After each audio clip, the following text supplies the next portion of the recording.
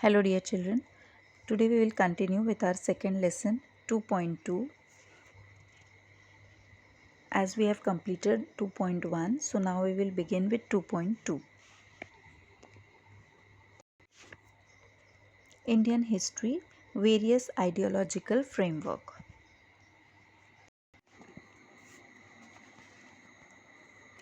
The first ideological framework that we are going to read is colonial historiography.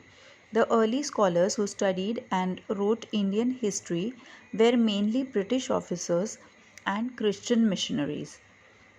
Their prejudice is clearly reflected in the way some of them have ridiculed Indian culture.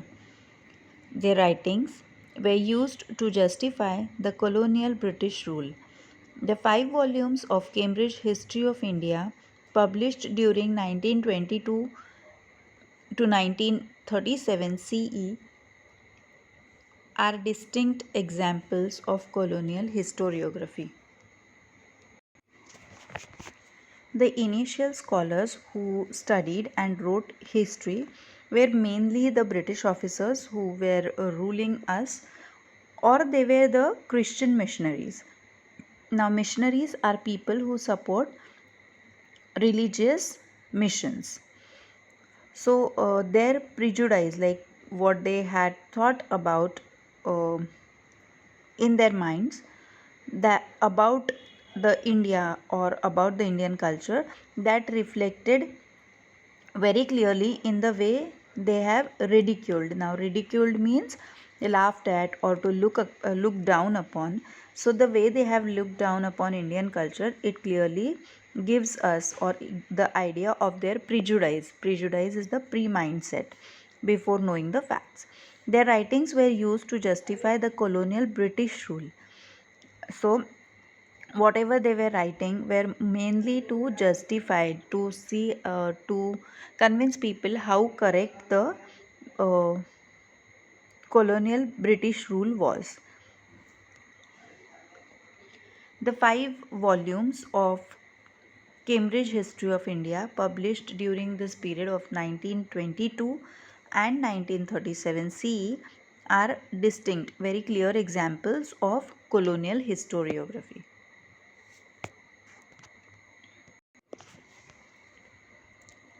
Orientalist historiography. Many European scholars felt curiosity about civilizations and countries of the East. Some of these scholars felt admiration and respect for them.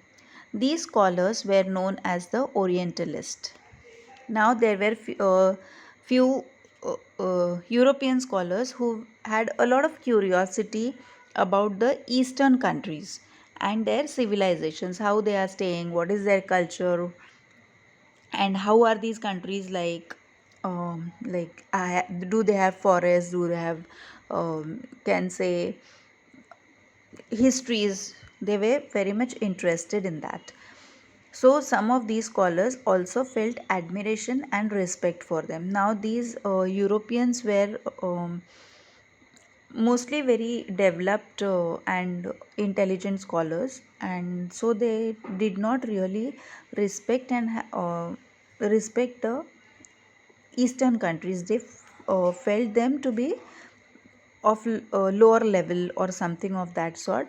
But few of the scholars, they had admiration. They used to admire the culture and countries and civilizations of the East, and they also had respect for them.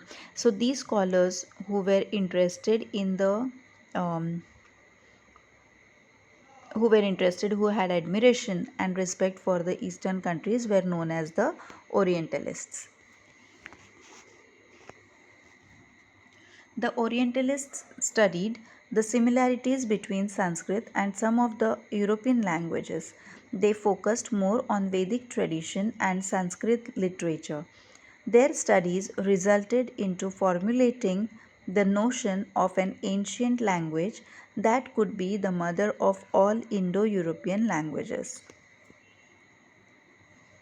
Now, here, children, notion means a concept or a belief, or you can say the thinking.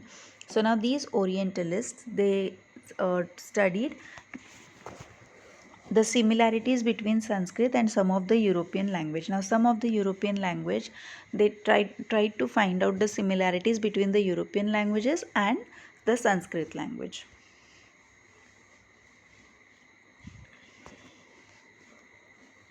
And they focused more on the Vedic tradition.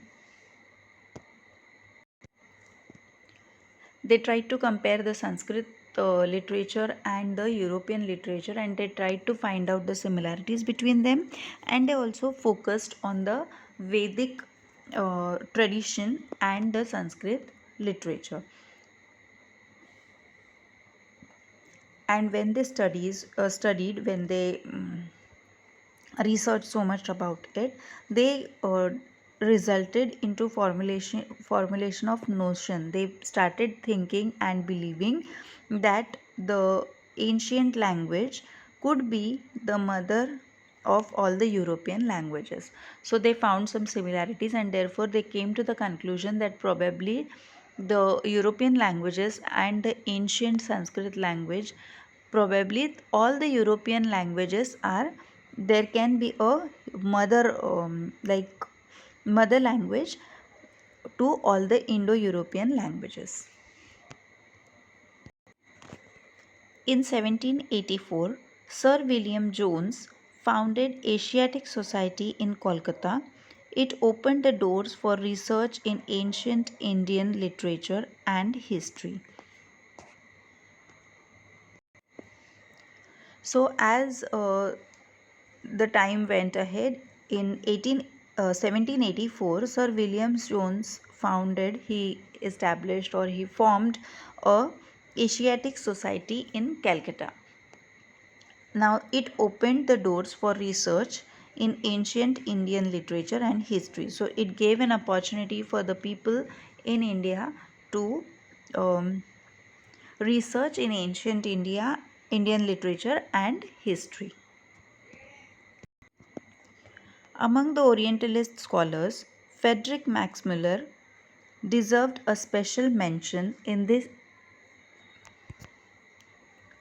In his opinion, Sanskrit was the most ancient language of the Indo-European languages. He was deeply interested in Sanskrit literature. He first translated the Sanskrit text of Hitopadesh in German language. He was the editor of 50 volumes of the sacred books of the East. He also compiled Rigveda, which has been published in 6 volumes. He translated Rigveda in German. So among the Orientalist scholars, Friedrich Max Müller deserves a special mention. Why he deserves a special mention? Because he had an opinion that Sanskrit was the most ancient language, that is the most oldest language of the Indo-European languages. So amongst all the Indo-European languages, Sanskrit was the most oldest one. That is what his opinion was. He was deeply interested in Sanskrit literature, and so he translated the Sanskrit text of Hitopadesh in German language. Now Hitopadesh is a small like the small moral stories which have a very good moral and are told to the children. So Hitopadesh is uh, telling the morals or the stories based on the morals. Then he also edited 50 volumes of the sacred books of the East. He also compiled the Rig Veda, and which was published in 6 volumes, 6 editions. He translated Rig Veda in German.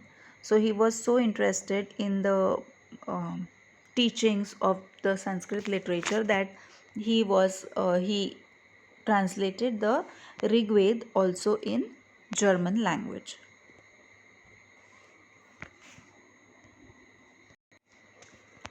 Lately, Edward Said, a scholar who has re-evaluated the Orientalist writings, had thrown light on imperialistic interests of the Orientalist scholars.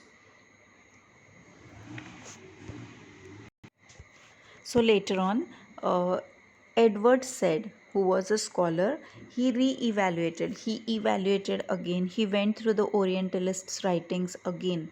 And what he found out was that the Orientalist scholars had an imperialistic interest means to imperialize, like the stronger nations generally imperialize the weaker nations, so they try to dominate the weaker nations and they try to get their rule in the on the weaker nations. So Edward said he believed, he felt, or he has um, focused on the imperialistic interests of the Orientalist scholars. Nationalistic historiography. The writings of Indian historians who were trained in the British educational system show an inclination to restore the pride of the ancient glory of India and the self esteem of the Indian readers. Their writings are known as nationalistic historiography. Nationalistic writings in Maharashtra were inspired by Vishnu Shastri Chiplunkar. He criticized the prejudiced history of ancient India written by the British officers. The nationalistic historians tried to seek the golden era of Indian history. They are at times blamed for ignoring the critical analysis of the historical truth. Mahadev Govind Ranade, Ramkrishna Gopal Bhandarkar, Vinayak Damodar Savarkar, Rajendra Lal Mishra, Ramesh Chandra Mujumdar, Kashi Prasad Jaiswal, Radha Kumud Mukherjee, Bhagwan Lal Indraji, Vasudev Vishnu Mirashi, and Ananta Sadashiv Altekar are the names of some renowned scholars among the nationalistic historians.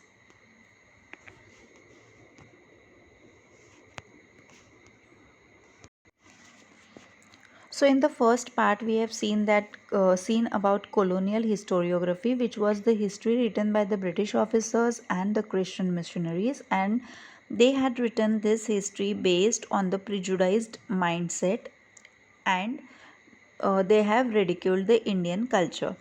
But later on, as the Indian scholars or the Indian historians who were trained or rather educated in the British educational system, they showed an interest or they wanted to restore the pride in the ancient glory of India and the self esteem of the Indian readers. So they wanted that the Indian glory, which was defamed, you can say, or which was ridiculed by the British officers and the Christian missionaries, they wanted to restore it. They wanted to mm, bring back the glory of India to the Indian readers so that they can read the glory and understand the glory of India and the self esteem of the Indian readers, their pride of the Indian readers, they wanted to bring it back. So their writings are known as nationalistic historiography because it was based on the nation or on bringing back the glory of the nation. So it is known as the nationalistic historiography. Nationalistic writings in Maharashtra were inspired by Vishnu Shastri Chiplunkar.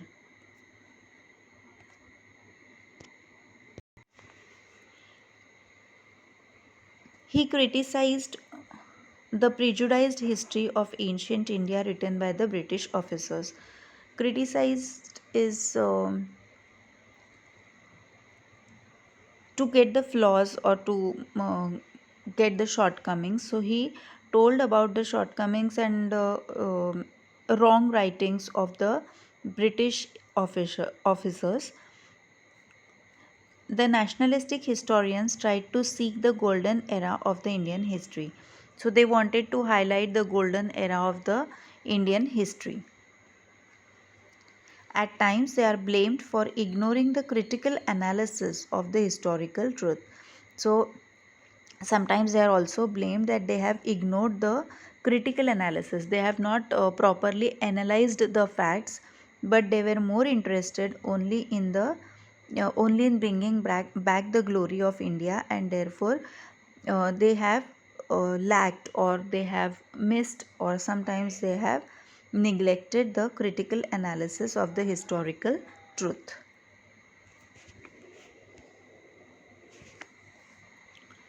Now, the some renowned scholars among the nationalistic historians were Mahadev Govind Ranade, Ramakrishna Gopal Bhandarkar, Vinayak Damodar Savarkar, Rajendra Lal Mishra, Ramesh Chandra Majumdar, Kashi Prasad Jaiswal, Radha Kumud Mukherjee, Bhagwan Lal Indraji, Vasudev Vishnu Mirashi, and Ananta Sadashiv Altekar. These were the names of few of the some of the renowned scholars among the nationalistic historians. Rajwade is well known for his writings in Marathi on varied subjects like history, linguistics, etymology, grammar, etc. He was of the firm opinion that we should write our own history. He compiled and edited 22 volumes of the Marathancha Itihasaची Sadhane. He wrote very scholarly preface to each of the 22 volumes. He stated, history is the all-inclusive image of the past societies. He does not include only the stories of political images, conspiracies, and wars for seizing power. He insisted that history should be written only using the authentic documentary source.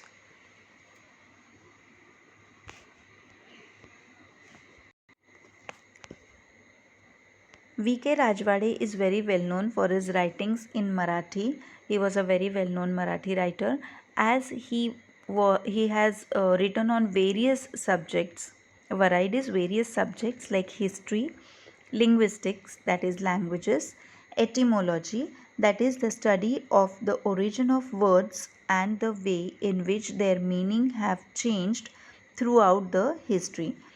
So it has to do with the study of words. He has also written on grammar and many other subjects as well. So he was of the firm opinion that we should write our own history. Like the Indian history should be written by the Indians, the European history should be written by the Europeans, etc. He compiled and edited 22 volumes of Marathanच्या इतिहासाची साधने.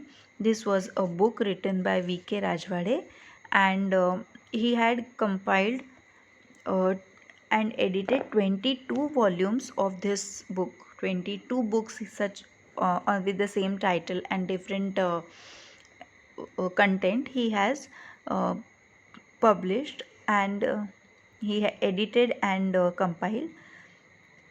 He wrote very scholarly preface to each of the 22 volumes.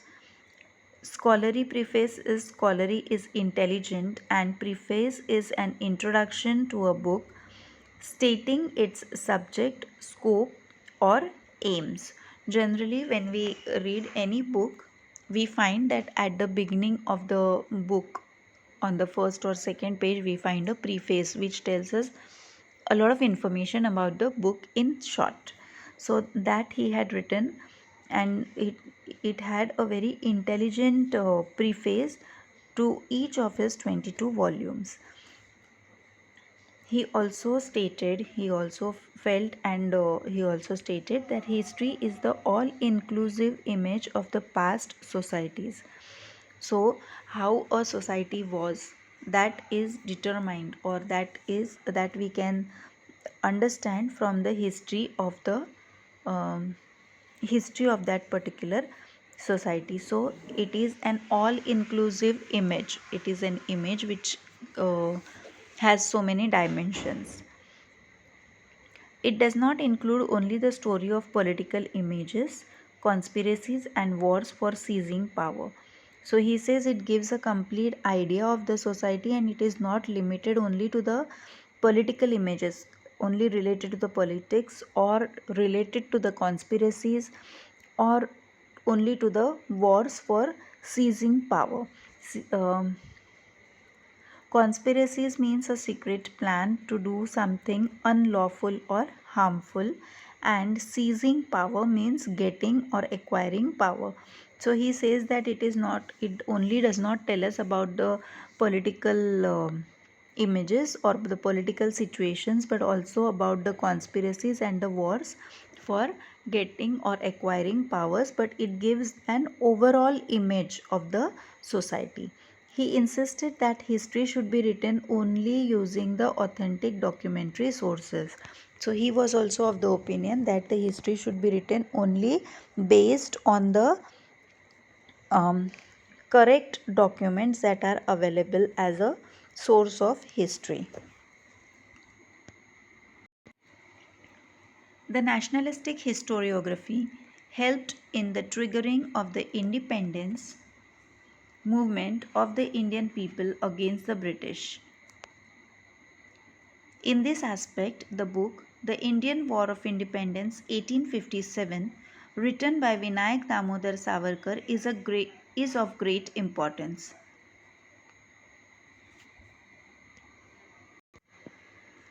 Now, because of this nationalistic historiography, it helped in triggering, like to initiate. Triggering is to initiate the independence movement of the Indian people against the Britishers.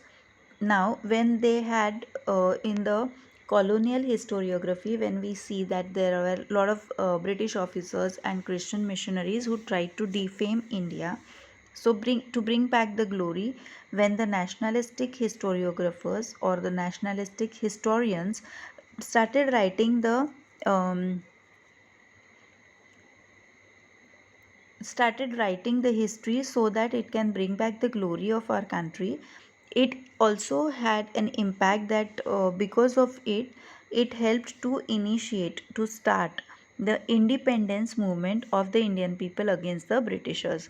They were very angry on the Britishers, and they had started getting the nationalistic feeling. So in this aspect, or in this reference, we can see that book the book The Indian War of Independence 1857, which was written by Vinayak Damodar Savarkar, is of great importance. It helped in triggering the importance, or it has a great contribution in initiating the independence movement in India. The nationalistic historiography provided a